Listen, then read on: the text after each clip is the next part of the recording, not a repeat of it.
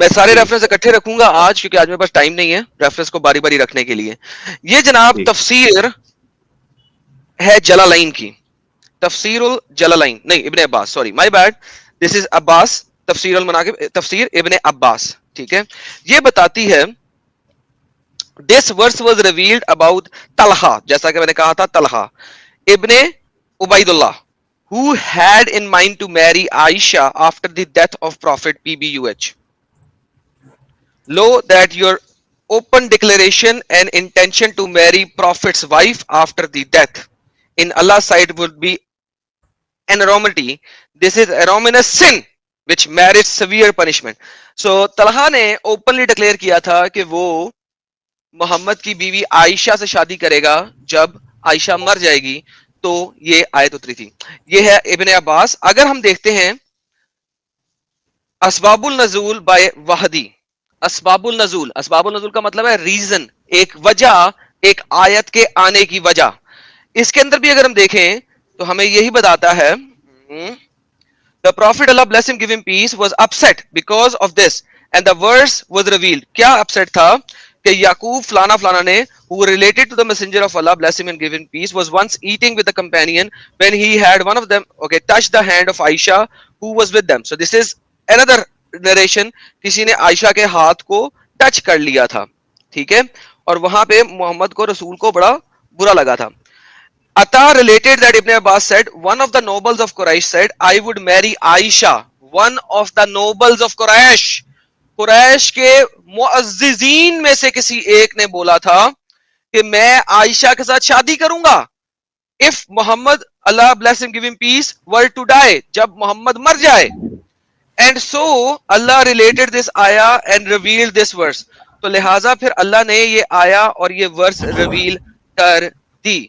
उसके अलावा इमाम जलालुद्दीन अस्सयूती की एक तफसीर है, उस तफसीर के अंदर मल्टीपल नरेशंस बयान की जाती हैं। मैं वो दिखाने लगा हूं मुअज्जिज सारिफीन कौन को। सी आयत की तफसीर है एडम, वो भी जरा बता देना। सर जी ये आयत 33 की 6, 33 की अच्छा ठीक 6 है। की, ठीक है, ये 33 की 6 की तफसीर है जो मैं आपको दिखा रहा हूं इस वक्त, ठीक है जी। जी इसमें हम पॉइंट नंबर 7 पढ़ते हैं जलालुद्दीन अस्सायूती की। इब्ने साद व इब्ने मंजुल बहकी ने अपनी सुनन में आयशा से रिवायत की है कि एक औरत ने इनसे कहा, ए मेरी मां, तो उन्होंने फरमाया मैं तुम्हारे मर्दों की मां हूं, तुम्हारी औरतों की मां नहीं हूं। यार देखो, एक छोटी बच्ची को एक बुजुर्ग औरत मां कह देगी इस आयत की वजह से, तो वो क्या कहेगी, वो क्या कहेगी, वो यही कहेगी ना, यार क्या कर दिया, मुझे मां बना दिया, छोटी सी बच्ची हूं मैं, ठीक है। ये मैंने आपको सुबह बोला था। अच्छा आगे चलते हैं। ये मैंने एक और बोला था कि अल बहकी ने बताया है कि रवायत है कि उमर बिन खत्ताब एक लड़के के पास से गुजरे और वो मुसहफ यानी कि कुरान मजीद पढ़ रहा था। आयतुल नबी के बारे में कि नबी औली है यानी कि बाप है।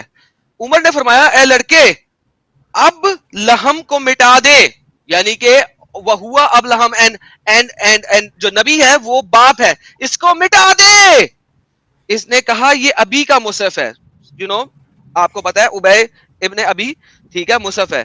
हजरत उमर इनके पास तशरीफ ले गए, इनसे पूछा तो उन्होंने फरमाया मुझे कुरान गाफिल करता है, आपको बाजार में तालियां गाफिल करती हैं।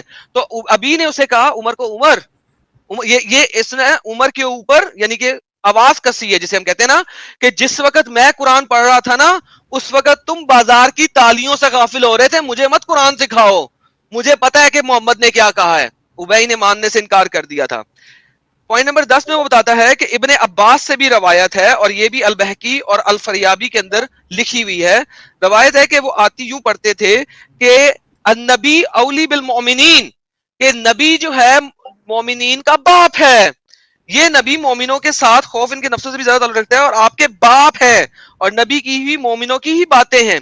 सो बेसिकली एक वक्त ऐसा था जिस वक्त इस आयत के अंदर ये था कि मोहम्मद जो है वो मोमिनों का बाप है, लेकिन बाद में काट दिया गया एक और आयत की वजह से, और इस आयत के अंदर आज तक मौजूद नहीं है क्योंकि कुरान के मुसहफ चेंज होते गए, हमें पता है।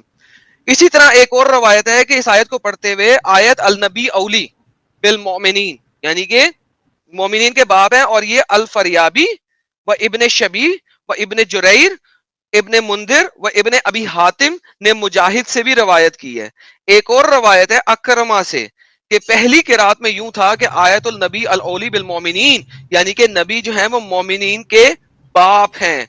इसी तरह एक और इब्ने जुरैर ने भी यही रवायत की है कि पहली किरा में यूं था कि नबी मोमिनीन के बाप है, लेकिन बाद में हिबा की आयतें आ गई कि जौन सी औरत अपने आप को हिबा करना शुरू कर दे दे वो मोहम्मद की हो सकती है, तो बाप कैसे रह गया वो जब उनके साथ हिबा कर रहा है। ठीक है, ये जनाब तफसीर है ऑफ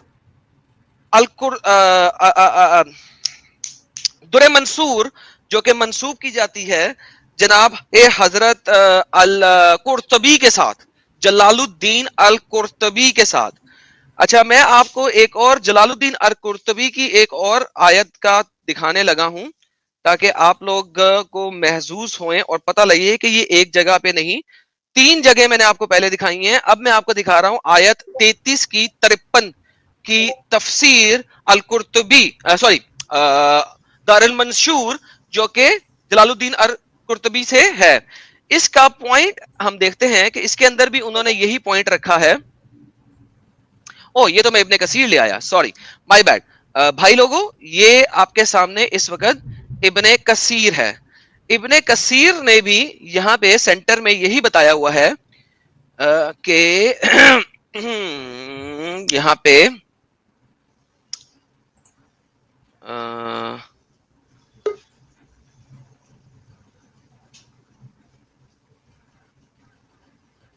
सॉरी यार, जरा पढ़ना पड़ रहा है, इसमें नंबर्स नहीं है तो। अच्छा, कुछ लोग कह रहे हैं कि कॉलर को बोलने दो, तो एडम एक बार मैं पूरा तेरे पॉइंट दे प्रेजेंट दूं कर फिर। दे। हाँ, एक बार प्रेजेंट कर दे, फिर वो मोबाइल से ज्वाइन होने वाले हैं। और अगर हो सके तो इसके लिंक्स मुझे शेयर कर देना एडम, इन केस अगर जी जी आप कोई कहता है तो मैं फिर यहाँ से शेयर कर दूंगा। जी जी बिल्कुल।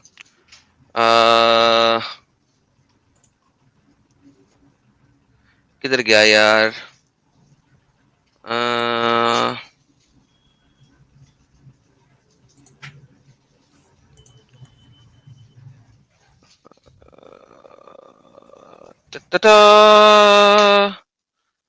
ओके,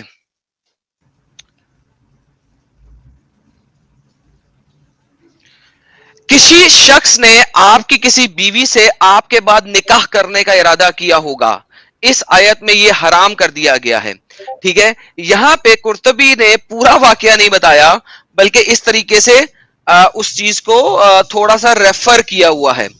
अच्छा, अगर हम चले जाएं इसी तरह दारे मंशूर के 3353 के अंदर, ठीक है, 3353 की दर मंसूर के अंदर अगर हम चले जाएं, और ये कोई नॉर्मल बेबी तफसीर नहीं है, इसके अंदर हम पॉइंट नंबर 24 को देखते हैं। सारी आपके भाई ने पढ़ी हुई है। इब्ने हातिम ने इब्ने अब्बास से रवायत की, आयत इन रसूल के लिए तुम्हारे रसूल को देखना जायज नहीं आती, इस आदमी के बारे में नाज़िल हुई जिसने नबी की एक जोजा से आपके बाद मरने के बाद शादी करने का इरादा किया।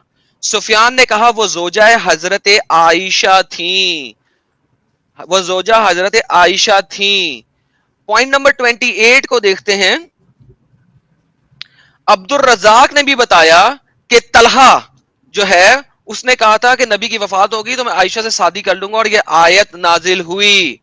ठीक है, उसके अलावा हम पॉइंट नंबर 29 को भी देखें तो वहां पे भी यही है कि आयत अल्लाह ने नाजिल की, इसने कहा कि जब रसूल वफात पा जाएंगे तो मैं आयशा से शादी करूंगा। ये अब कौन कह रहा है? इब्ने साद ने कहा कि अबू बकर बिन उमर बिन उमरू बिन खजम।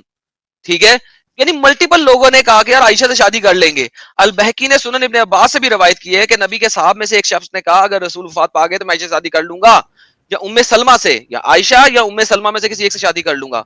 तो अल्लाह ने आयत उतारी, आयत व मकान। ठीक है, तो अल्लाह ने कहा तुम्हारे लिए लायक नहीं कि तुम रसूल को तकलीफ दो। अच्छा, मैंने साथ में बात की थी कि मोहम्मद की एक और बीवी थी जिसके साथ किसी ने शादी कर ली हुई थी। ये 35वें पॉइंट पे आता है कि अल बहकी ने लिखा है, अब्दुल रज़ाक ने अपनी सुनन इब्ने शहाब से रवायत की है कि हमको ये बात पहुंची थी कि आलिया बिनते जुबान को नबी ने इस वक्त तलाक दे दी थी जब आपकी बीवियां लोगों पर हराम ना थी। इसने अपने चचे के लड़की से शादी की थी और इसकी औलाद भी हुई थी। तो मेरे भाई हम देखते हैं, ये मैं सर रेफरेंसेस आपको फेंक रहा हूं, हम देखते हैं कि नबी मोहम्मद जो हैं उनकी इस आयत से पहले जब तक आयशा के ऊपर लोगों ने सोचना शुरू नहीं किया और मोहम्मद को नहीं कहा आयशा के बारे में, तब तक ऐसा मसला मसाइल नहीं था। लेकिन बाद में ये वाली आयत आ गई और ये वाले मसले मसाइल शुरू हो गए। तो ये पहले मैंने बोला था, अब मैं सारे रेफरेंसेस भी दे दिए हैं। उम्मीद है कि कोई मोमिन जो हमारे साथ जुड़े हैं वो हमें मजीद एक्सप्लेन करेंगे। अगर मोहम्मद उनके बाप क्यों नहीं रहे, हिबा की वजह से ऑब्वियसली, और उमर ने कह दिया कि निकाल दो इस आयत हिबा को। का मतलब एडम, कई लोगों ने कमेंट में हिबा का मतलब पूछा है, आप हिबा का मतलब बता दे। अपने पेश आप को करना है दान ना कर क्या? देना, गिफ्ट कर देना, हाँ, गिफ्ट अपने आप को करना। दान कर देना, गिफ्ट कर देना, और वो विदाउट अकद है। किसी भी अकद मीन्स यानी इजाबो कबूल। तो किसी भी औरत अपने आप को जब हिबा करती है, तोहफे में दे देती है, वो मैंने मेरे ख्याल में किसी पिछली स्ट्रीम में भी दिखाया था। तो मोहम्मद उसके साथ सब कुछ कर सकता है जो वो एक बीवी के साथ कर सकता है। ले जी, मैं यहाँ से म्यूट हो रहा हूँ और एग्जिट कर रहा हूँ सर। मैं अब फोन से ज्वाइन करूंगा, लेकिन फोन पे मैं हाँ, फोन से मैं ज्वाइन करूंगा 2 मिनट्स में। ओके ठीक है। साहिल साहब, आप डिस्कॉर्ड देखिएगा। अगर हाँ, आपने यहाँ पे वो लगा, मैंने देख लिया है, मैंने हाँ वो देख जरा, लिया है। मैं शायद वहां पे कुछ कमेंट करूं। अगर आपने यहाँ पे लगाया हुआ है कि यूट्यूब या किसी और से वेरिफिकेशन जरूरी है, तो वो आपको हम्म, हटानी पड़ेगी ताकि मैं आ सकूं। फिर दोबारा लगा दीजिएगा सेटिंग्स के अंदर। कौन से वाला है? अच्छा, 1 मिनट मुझे भी दीजिए, आपने क्या कहा? सर आप सेटिंग्स में जाइए। सेटिंग्स के अंदर में होगा कि कैम माइक सेटिंग में जाएंगे ना, तो गेस्ट के अंदर होगा कि he has to acknowledge login using phone, login एक using मिनट। Facebook और YouTube। वो जरा आपको अच्छा, हटाना पड़ेगा एक ताकि मैं मिनट, ज्वाइन एक कर मिनट, सकूं। इसमें हाँ, 1 मिनट, मैं इसमें देख रहा हूँ कि इसमें माई अकाउंट्स में जाऊँ क्या? स्ट्रीम यार्ड का बोल रहे हो ना? सेटिंग्स में जब जाएंगे, आपके स्टार्ट हाँ। कैम और स्टॉप कैम के दरमियान एक सेटिंग्स होंगी। सेटिंग्स में जाएंगे तो जर्नल गेस्ट, सबसे नीचे वाला पॉइंट गेस्ट होगा। उसके अंदर एक नहीं, चेक मुझे बॉक्स तो होगा कि इधर अकाउंट सेटिंग दिखा रहा है। आप कौन से सेटिंग का हाँ, बोल उसके रहे हो? अंदर सब, सर ये माइक है ना, म्यूट माइक, उसके बाद स्टार्ट कैम, उसके बाद एक कैम माइक मिनट रुको। सेटिंग्स, हाँ, कैम माइक सेटिंग। उसके ऊपर क्लिक गेस्ट। करें। वो हाँ, लेफ्ट गेस्ट। पैनल में सबसे नीचे होगा गेस्ट। हाँ, वो हटा दिया मैंने। गेस्ट के अंदर होगा ऑथेंटिकेट यूजिंग, या वो हटा दें हटा ताकि दिया, मैं फोन हटा पे आ दिया। सकूं। ऑल राइट ठीक है, गाइस, ठीक है, ये पॉइंट्स आपको रख दिए सारे। अब आप जरा ठीक है। बातचीत करें और मैं जी, जी, आपके पास ज्वाइन बिल्कुल, करता हूँ। बिल्कुल। अच्छा, मुझे भी एक 10 सेकंड दीजिए बस। 1 2 3 4 5 6 7 8 9 10। ओके जी। ऑलराइट गाइस, उम्मीद है आप लोगों को सारे रेफरेंसेस मिल चुके होंगे और आप लोग एंजॉय करेंगे। और जितने भी रेफरेंस थे, एडम जी। अभी और भी बहुत सारे हैं सर। मैं फोन से आता हूँ और आपसे गपशप लगाता हूँ, ठीक है? ओके।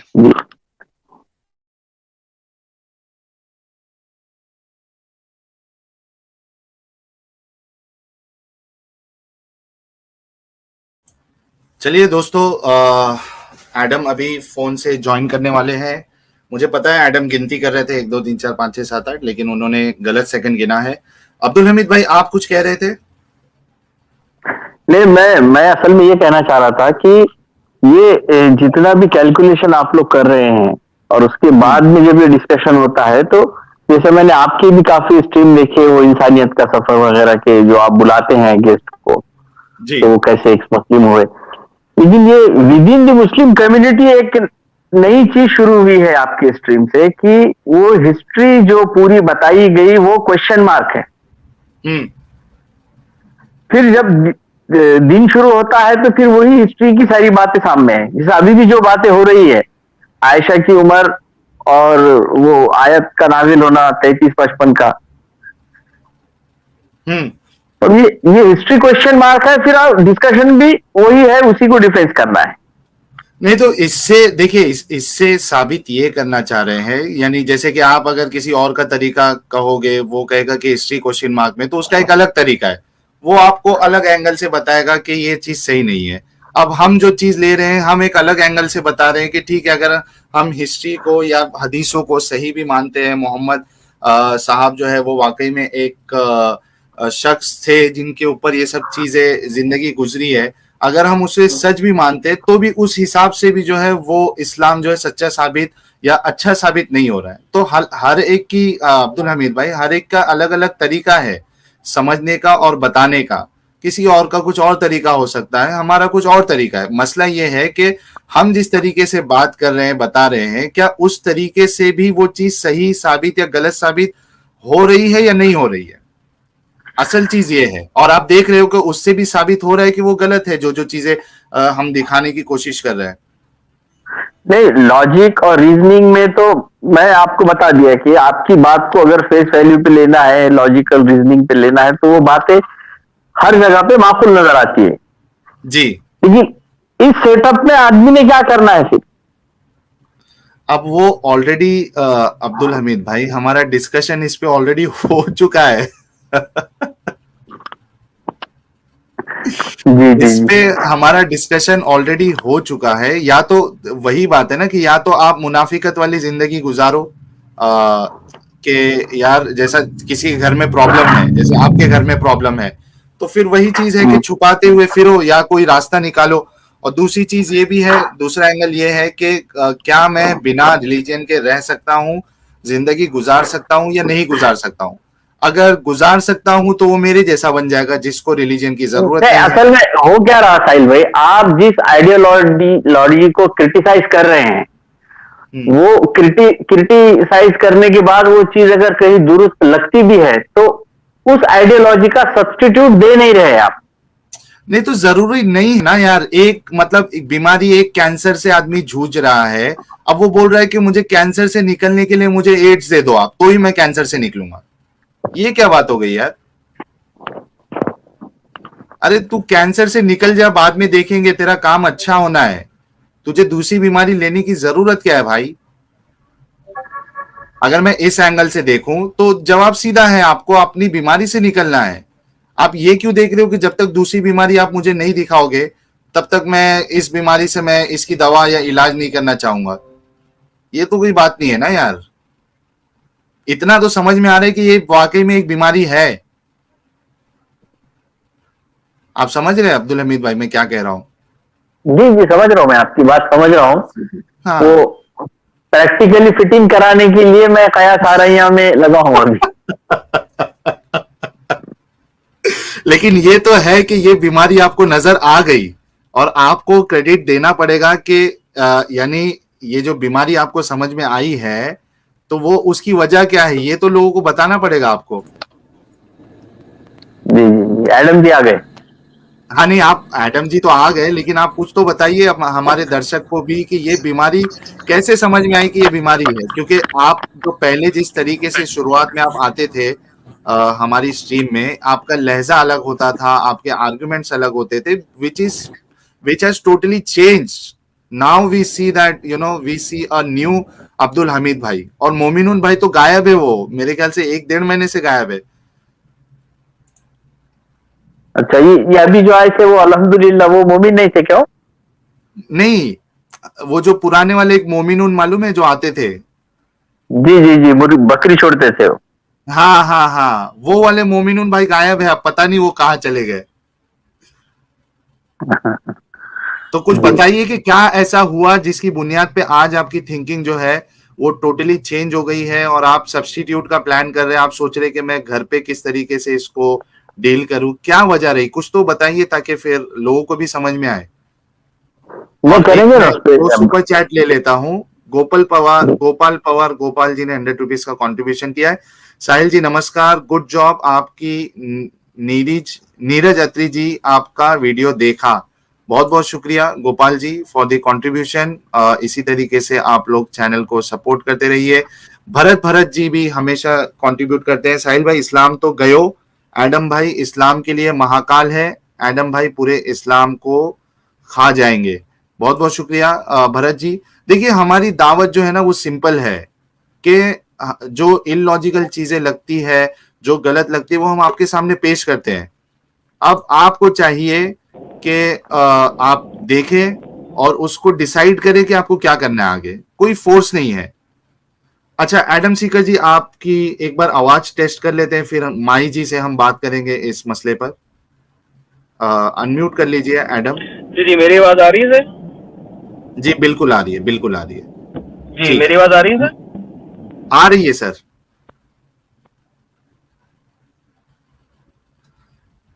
माई जी, बहुत बहुत स्वागत है आपका स्ट्रीम में।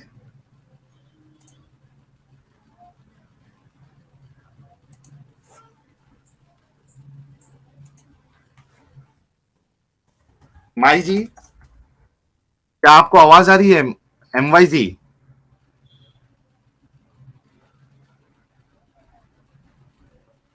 यार MY जी का उस दिन भी प्रॉब्लम था। सेक्युलर जी कह रहे हैं Abdul Hamid, stay strong, it is not easy, lot of positive energy towards you. आपके लिए मैसेज है हमीद भाई। MY जी, क्या आपको आवाज आ रही है?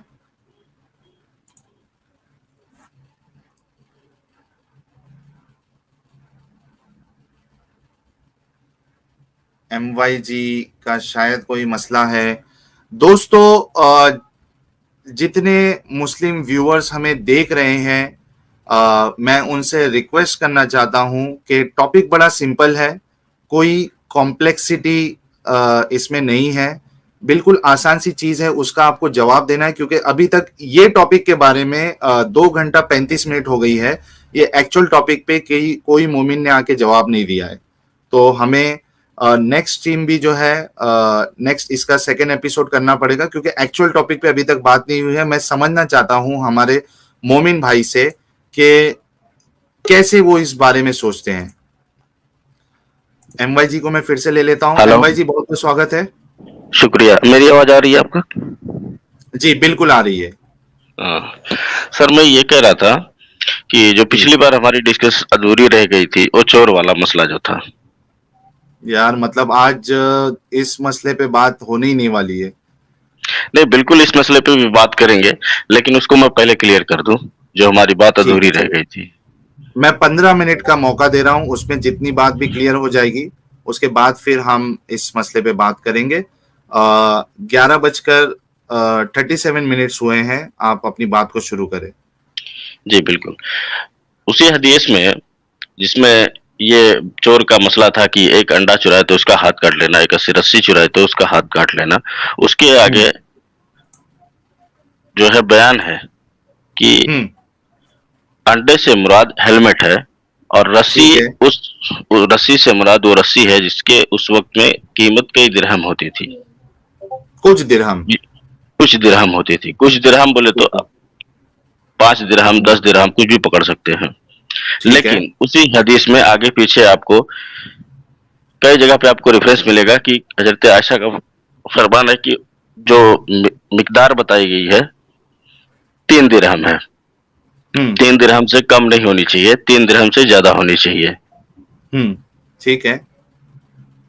तो अगर वो चीज अब पास्ट है, प्रेजेंट टाइम में आप जो हदीस होती है, इसको एक फॉर एग्जांपल मैं देता हूं आपको।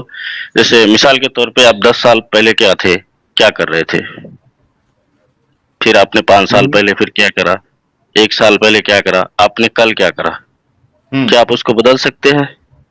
नहीं, आप कहना क्या चाह रहे हैं, आप वो बताइए। आपकी बात से कुछ समझ में नहीं आ रहा कि आप बताना क्या चाह रहे हैं। आपने बताया कि वो 3 दिरहम तक थी, यहां तक समझ में आया, ठीक है। अब उसको क्या बताना चाह रहे हैं? ठीक है, मैं 3 दिरहम पे ही एक्सप्लेन कर देता हूँ। 3 दिरहम, उस वक्त हमें देखना पड़ेगा कि 3 दिरहम, 1 दिरहम के वेट क्या थे। अच्छा, एमजी एक बात कहूँ यहाँ पे, सॉरी अगर आप बुरा ना मनाए तो। सर, लास्ट टाइम जो मैंने हदीसें दिखाई थी सही बुखारी की, उसमें आयशा ने कहा था क्वार्टर ऑफ अ दिरहम। वहाँ पे लिखे 1 क्वार्टर दिरहम, इसका मतलब होता है 1 चौथाई दिरहम। एक मिनट सर,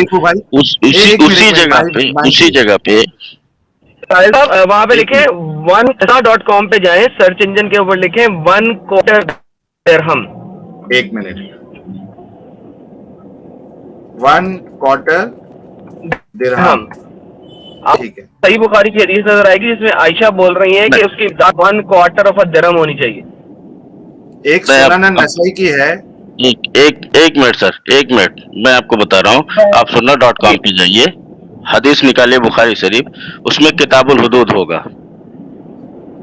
देखिए, और मैंने अगेंस्ट आपको बताया था कि इमाम शाफी रहमुल्लाह अलैह और इमाम हनफी रहमुल्लाह अलैह की आपस में इख्तलाफ और तकरार इसी वजह है कि एक मिनट सर, हेलो और सर, एक मिनट सर, मैंने आपको ये एक्सप्लेन देखिए मेरी बात भी नहीं भाई जी, देखिए हमारे सामने एक हदीस है जिसमें लिखा है, आयशा की हदीस है, वो रिवायत करती है कि the messenger of Allah cut off a thief's hand for 1/4 of a दिनर।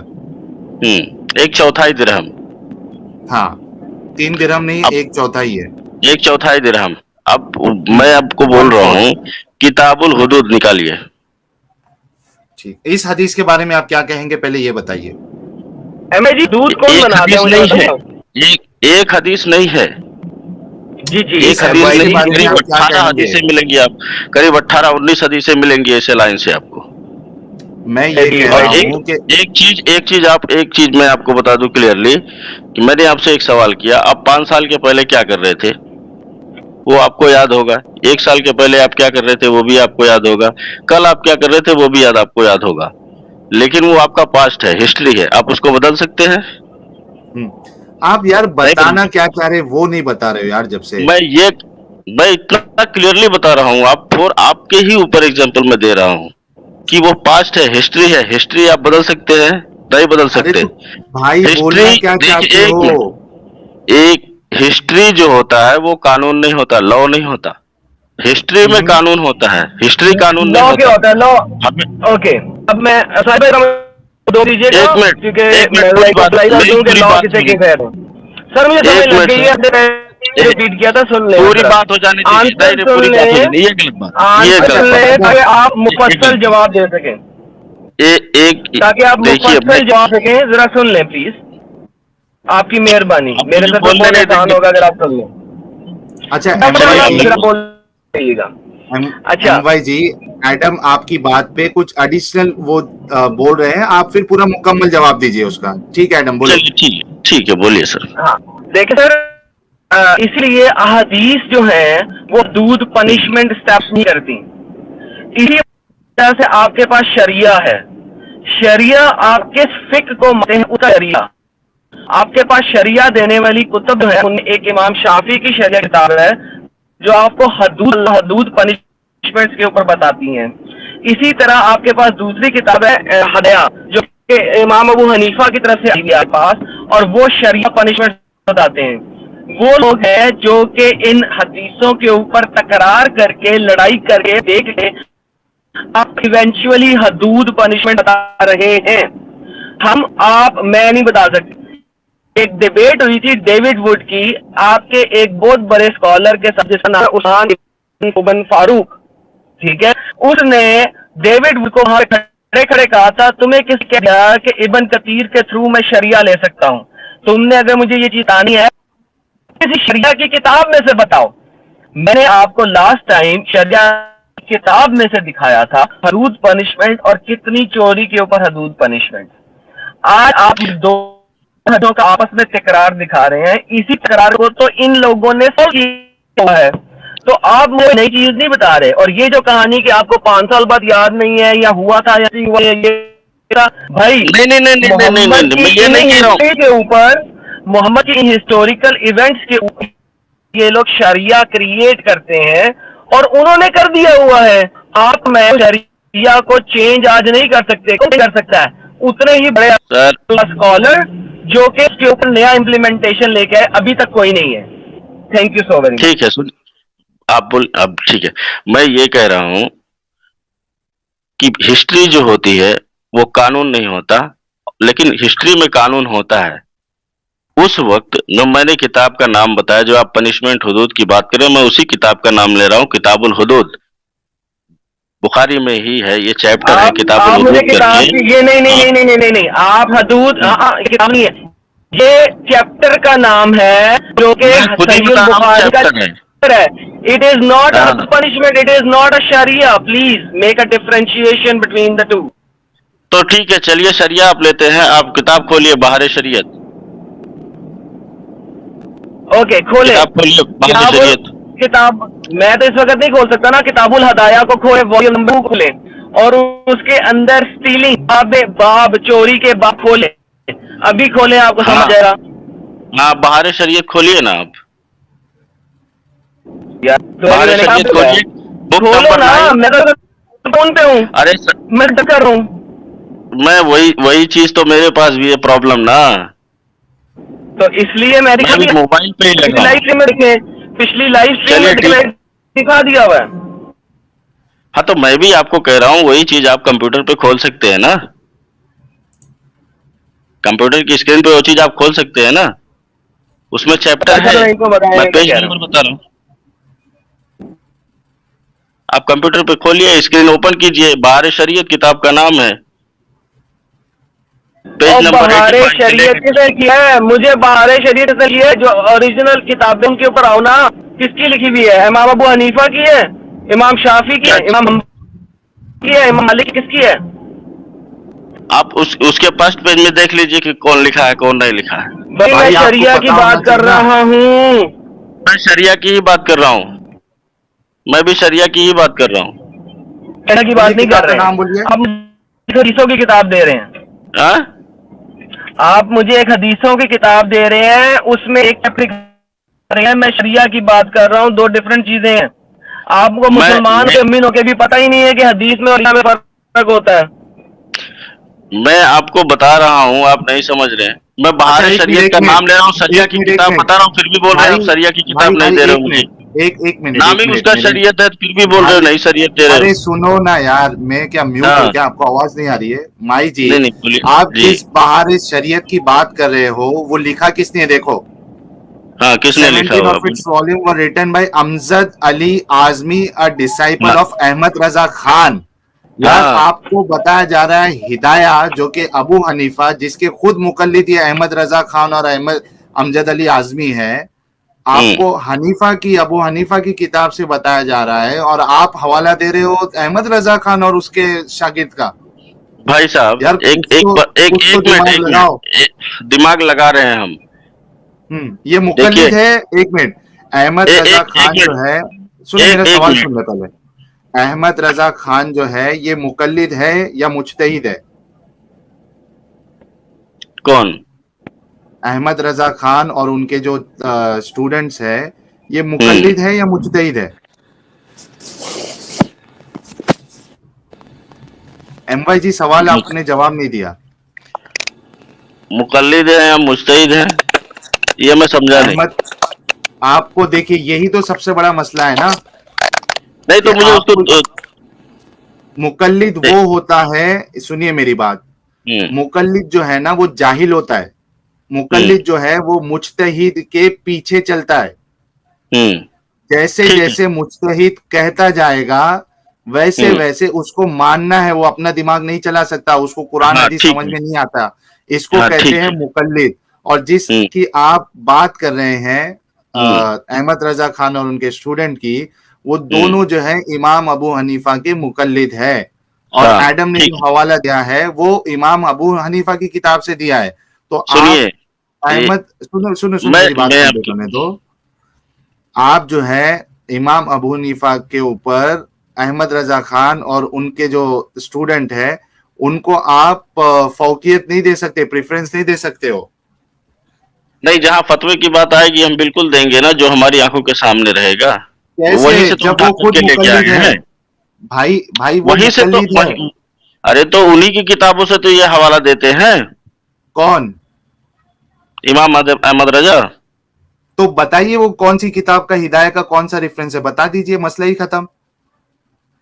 आप उसमें ओपन कीजिए, उसमें नाम भी, उसमें ये हदीस नंबर भी होगा।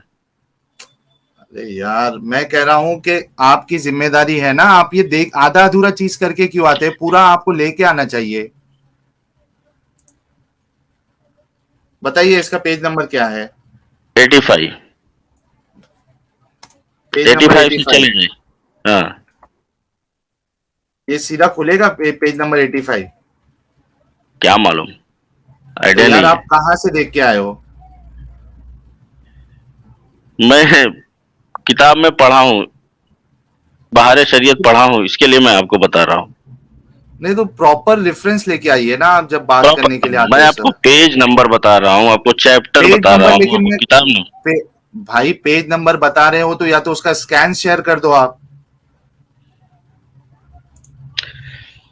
अब मोबाइल से मैं क्या क्या करूं, अभी मैं बैक पेज पे जाऊंगा तो आवाज चली जाएगी, हाँ तो आप नहीं एक तो मैं काम बैक पेज करो, पे चले जाता। उसका उसका स्कैन करो और आप मुझे ईमेल करिए और xmuslimindian@gmail.com जो पर आप जो ईमेल करिए। जो जो किताबुल हुदूद मैं बता रहा हूँ बुखारी शरीफ की, जो चैप्टर बता रहा हूँ किताबुल हुदूद पनिशमेंट वाला, उसी में ही एक एक लाइन से जो है हदीसें हैं, उसमें भी लिखा हुआ है। एक हदीस में है कि उसकी जो मिकदार है वो तीन तीन दिरहम से कम नहीं होनी चाहिए। हम्म। हाँ। ठीक है और तो उससे क्या साबित कर रहे हो आप वो तो बताइए, एक एक हदीस में तो। एक एक मिनट, यानी आपके नजदीक ये जो हदीसें हैं, ठीक है, हाँ हाँ आपके नजदीक ये जो हदीस है, ये मोहम्मद साहब का जो तरीका बताया गया है, ये हाँ एक्चुअली, हाँ हम्म, ये एक्चुअली जो है इसमें कमी बेशी हो गई थी। अब आप लोग क्या कर रहे हो, या जो बात के स्कॉलर्स जो आए हैं वो इसको जो है ना थोड़ा दुरुस्त कर रहे हैं, आप ये कहना चाह रहे हो?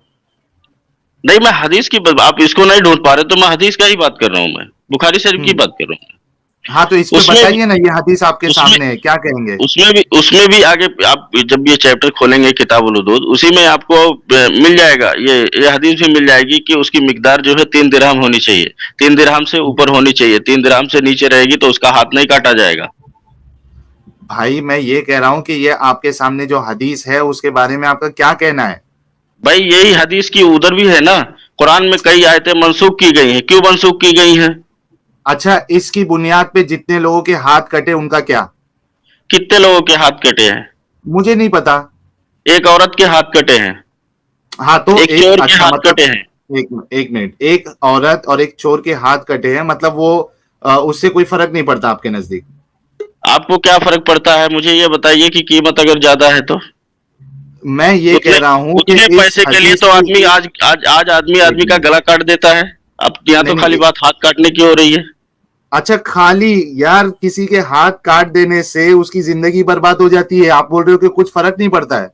तो इसका मतलब फिर उसका गर्दन काटना दुरुस्त है, मार देना बिल्कुल नहीं दुरुस्त है। है? नहीं, तो किसने, वही कह रहा हूं ना कि जो ये शख्स इस तरीके के ऑर्डर दिया हो हम्म, और हदीसें हम्म, आई हो कि अंडा चोरी करने पे भी आपको जो है आपके हाथ काटे जाएंगे, तो ये हम्म। शख्स का दिमागी संतुलन बिगड़ा हुआ था क्या? क्यों बिगड़ा हुआ था जब उसकी यार मिकदार है? आप ये अंडे से इस क्या हदीस, मुराद ले रहे हैं? अंडे से एक क्या मिनट, मुराद ले रहे हैं आप? ये 5 रुपए वाला मुर्गी का अंडा से मुराद ले रहे हैं क्या? अच्छा आप क्या ले रहे हो, सोने का अंडा ले रहे हो? मैं सोने का अंडा नहीं ले रहा हूँ, मैं हेलमेट ले रहा हूँ। हाँ, तो हेलमेट, हेलमेट कितने का हेल, आता है? हे, हेलमेट की मिकदार भी जो है, हेलमेट भी उस समय 3 दिरहम से कम एक नहीं होना मिनट, चाहिए, उसमें तूर का एक भी मिनट, है। एक मिनट भाई, सबसे महंगा वाला जो हेलमेट है, ठीक है, 10,000 का पकड़ लो। भाई साहब 10,000 ऐसे नहीं पकड़ सकते, हेलमेट का मतलब आज के उस समय जो है 1500 साल पहले 1400 साल पहले हेलमेट ये चलता था क्या गाड़ी का? ये अच्छा हेलमेट कौन चलता सा था। हेलमेट था उसकी?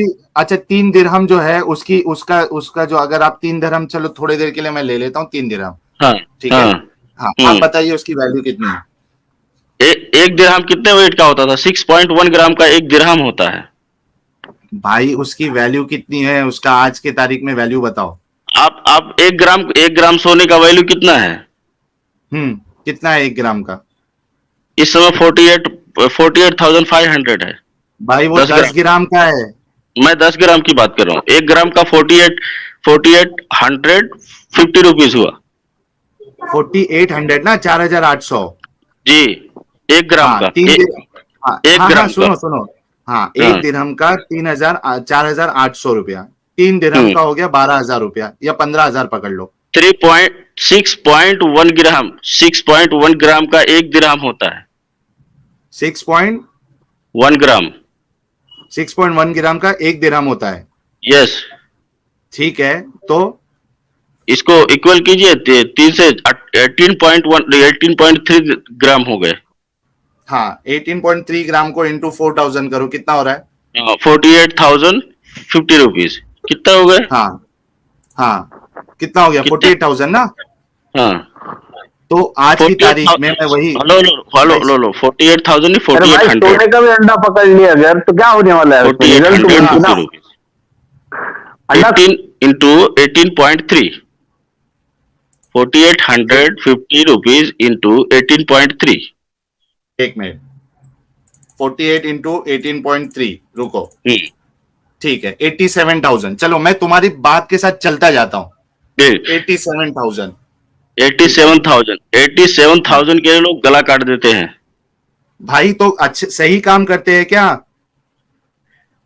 मेरे को इस समय एक आदमी की मजदूरी एक दिन की कमाई कितनी है? 300 400 500। हम्म एक आम आदमी, छोटा आदमी, गरीब मजदूर जो है 300 रुपये ज्यादा से ज्यादा कमाता है, उसमें भी उसके 100 रुपये 150 रुपये खर्च हो जाते हैं, 100 रुपये बचता है। उसको भाई मैं 87,000 कमाने के लिए कितना दिन लगेगा?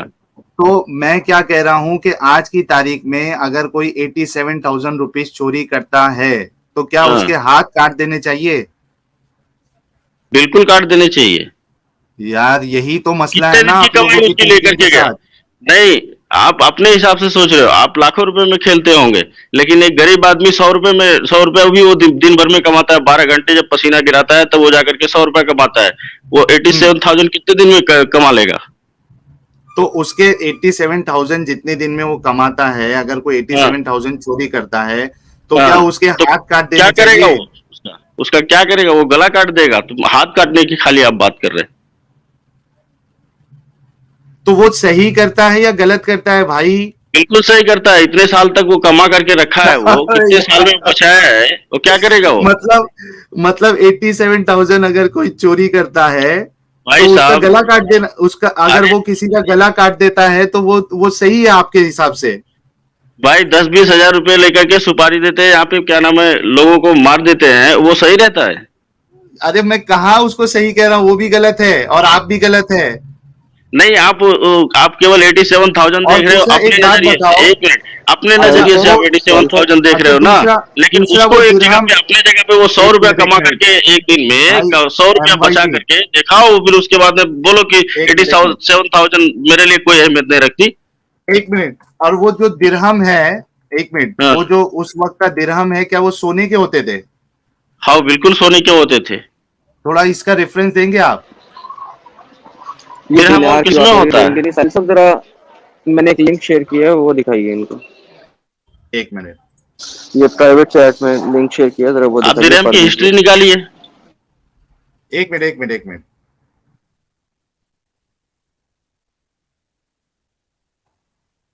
ये प्राइवेट चैट में ना अभी यहाँ पे हाँ हाँ मैं ले इस्लाम की लूँ, वे का। एक मिनट मैं शेयर कर रहा हूँ। यार देखें, बात यह है कि जो आपके मुज्तहिदीन इस्लाम है वो आपके साथ नहीं है, तो मैं इसमें कुछ नहीं कर सकता। आपको कुछ रिसर्च करने की जरूरत है, प्लीज कीजिए। ठीक है, ये इधर सामने है। हम्म, फिर क्वेश्चन भी पढ़ दें, समरी भी पढ़ दें और आंसर भी पढ़ दें, ताकि इनको भी शक ना ठीक रहे। है ठीक है, ये islamqa.info से ये स्क्रीनशॉट पे है। There is no amputation of the hand except in case of one who steal something worth 1/4 of a dinar or more. ठीक है, क्वेश्चन है what is the minimum amount of robbery for which hand is amputated in Islam? I found a hadith where it says quarter of Islamic dinar or 3 dirhams. I calculated it with dinar. I found that 1 dinar is a coin of pure gold weighing 4.25 grams. So quarter is 1.0625 gram of gold. In my country, the value of 1 gram gold today is 2397 Indian rupees. So 2397 multiplied into 1.0625 is 2546.81 Indian rupees. So is it 2546 Indian rupees, which is $38.5 US dollar, or 140.2 Qatari riyals, or 144.4 Saudi riyals? Is this calculation right? If there is a mistake, then please explain the mistake in complete detail with proofs. Please sir explain in detail. Please answer this question. Don't give me some related question. मतलब इसमें बताया ये जा रहा है कि भाई वो कितना अमाउंट होना चाहिए जिसकी बुनियाद पे हाथ काटा जाएगा। सही एडम, इधर तक सही बोला मैंने? जी, और वो बता ये रहे हैं कि क्वार्टर, जी वो बता यही रहे हैं कि quarter of a dirham is equal to 3, quarter of a dinar is equal to 3 dirhams approximately, give or take. ये आप दोबारा पढ़ें, उसने दोनों रेफरेंसेस बीच में डाले हैं। अब समरी पढ़ दें। ये पढ़ूं? ठीक है, समरी नीचे है। समरी पढ़ देना। समरी सवाल के बिल्कुल नीचे थी, सवाल के बिल्कुल नीचे थी। 1 मिनट, ऊपर जाए ना, ऊपर जाए, सवाल पे जाए, हाँ ये क्वेश्चन के नीचे to समरी है। sum up, a dinar is equivalent to 4.25 grams. If the thief is caught, then the judge should look at the price of gold on that day. ठीक है, यानी जो दिन वो चोरी किया था. If it is proven that the value of stolen goods on the day of the crime was equal to the value of 1.0625 grams of gold on that day, then the thief deserves the hard punishment of having his hand cut off. If the value of stolen good is less than Which is that, then he equal to? deserves a disciplinary punishment. And Allah knows best. Ji, Which is equal to 1/4 of a dinar, which is equal to 1/4 of a dinar। नीचे अब पूरा का पूरा पढ़ दीजिए, तमाम references, तमाम सारा कुछ नीचे दिया हुआ है, इनको बता दीजिए। ठीक है। तो इन समरी में ये कहा गया है ना कि अगर 1 ग्राम ऑफ गोल्ड उससे ज्यादा अगर एक 1.0625 है उससे ज्यादा है तो उसका हाथ काटा जाएगा, सही ना? Which is equal Adam. to 1/4 of a dinar, which is equal to हाँ, 1/4 of a dinar।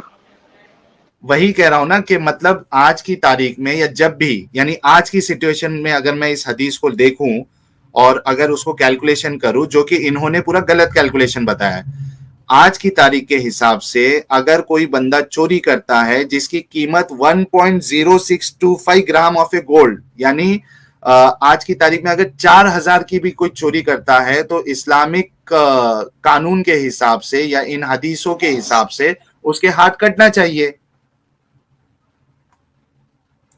और ये 87,000 की बात कर रहे थे। अंगभाई जी गए? जी वो मैं निकल गए हैं क्योंकि अब उनके सामने हर चीज खुल गई है। 1/4 ऑफ दिनार एंड दिरहम। आप स्क्रॉल अप करें, उसने दिरहम को बीच में ऐड किया हुआ। स्क्रॉल अप करें, सवाल पे पहली लाइन पे वो 1/4 ऑफ दिनार एंड 3 दिरहम्स को ऐड करता। ये बोल रहे हो आप? Quarter of Islamic dinar or 3 dirhams? See, or 3 dirhams, they are equal. So he is confusing whether it is 3 dirham or is it 1/4 of a dirham. It's not dirham, it's 1/4 of a dinar or 3 dirhams, which is equal to each other.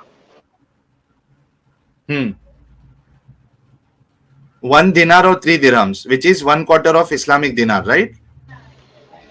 Exactly, ये 3 dirham है ना, वो 1/4 of a dinar के बराबर ही बनते हैं, जो कि 1 कुछ ग्राम गोल्ड बनता है। बराबर। तो मतलब एक्चुअली लॉ के हिसाब से और इन हदीसों को अगर समझा जाए तो उसके हिसाब से अगर आज की तारीख में कोई 1 ग्राम गोल्ड भी चोरी कर लेता है तो उसके हाथ कटना चाहिए।